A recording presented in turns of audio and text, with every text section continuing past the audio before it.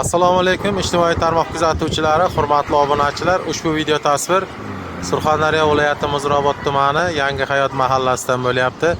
Bozor chorrahasidan ko'rishimiz mumkin. Mana Farruh to'yxonasi.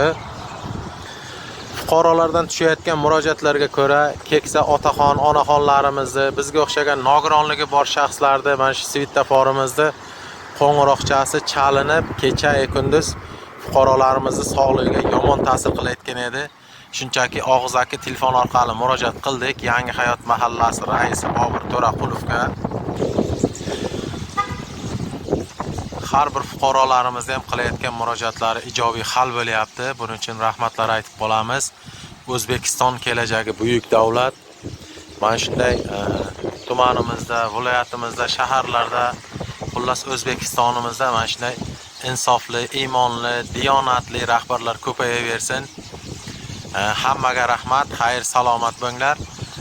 Mahalla rais, Yangi Hayot mahallasi raisi Bobur aka To'raqulovga ham shaxsan rahmatlar aytib qolamiz. Obuna bo'lamiz, like'larni bosamiz, bizni kuzatishda davom eting. Qiziqarli videolar chiqarishga harakat qilamiz. Hali qiziqarli videolar oldinda. Hamma mas'ul rahbarlarga shaxsan o'z minnatdorchiligimizni bildirib, nogironligi bor shaxslarning nomidan rahmatlar aytib qolamiz. Sog' bo'linglar.